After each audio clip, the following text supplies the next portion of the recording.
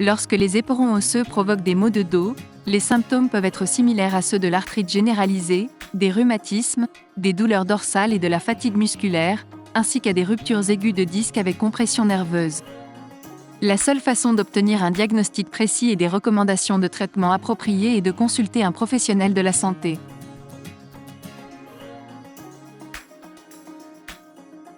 Lorsqu'un patient signale un mal de dos, un médecin commencera par prendre ses antécédents médicaux et procédera à un examen clinique. Le médecin peut demander au patient d'effectuer certains mouvements afin de tester l'amplitude de mouvement de la colonne vertébrale et d'évaluer la fonction nerveuse et la force musculaire des jambes ou des bras. Ces tests cliniques peuvent aider à déterminer si les symptômes sont causés par une compression du nerf spinal et de la moelle épinière ou autre chose.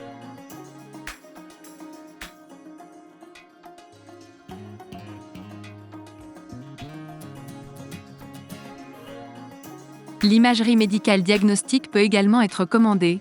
La radiographie de la colonne vertébrale peut montrer la formation d'éperons osseux et des signes de dégénérescence vertébrale.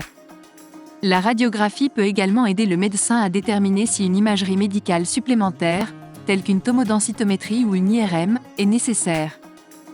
La tomodensitométrie est le test préféré pour évaluer avec précision l'anatomie osseuse, en particulier dans une colonne vertébrale qui a déjà subi une intervention chirurgicale. Un scanner fournit plusieurs radiographies transversales du corps. Lorsqu'ils sont utilisés avec un contraste injecté dans le liquide qui baigne normalement la colonne vertébrale, le liquide céphalorachidien, situé dans l'espace intratécal, les tomodensitogrammes montrent mieux les nerfs et les tissus mous en plus des os. Un scanner avec contraste est appelé un myélogramme CT. L'IRM est le test préféré pour observer les tissus mous tels que les disques, les racines nerveuses, les ligaments, les muscles, les tendons et le cartilage. Contrairement aux rayons X et aux tomodensitogrammes, les IRM n'impliquent pas de rayonnement.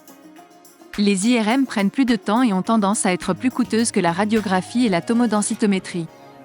Des éperons osseux peuvent apparaître sur ces tests d'imagerie, mais cela ne signifie pas que les éperons osseux sont la cause de la douleur d'un patient. Au contraire, les résultats des tests d'imagerie médicale fournissent des indices supplémentaires, permettant aux médecins d'envisager ou d'écarter certains diagnostics.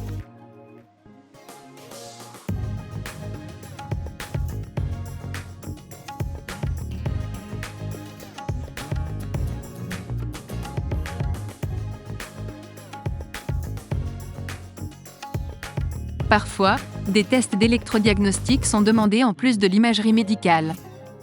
Ces tests sont utilisés pour confirmer l'emplacement et évaluer la gravité d'une lésion nerveuse. L'électromyographie et les tests de conduction nerveuse peuvent aider à déterminer si les symptômes sont dus à la compression du nerf spinal ou du nerf périphérique.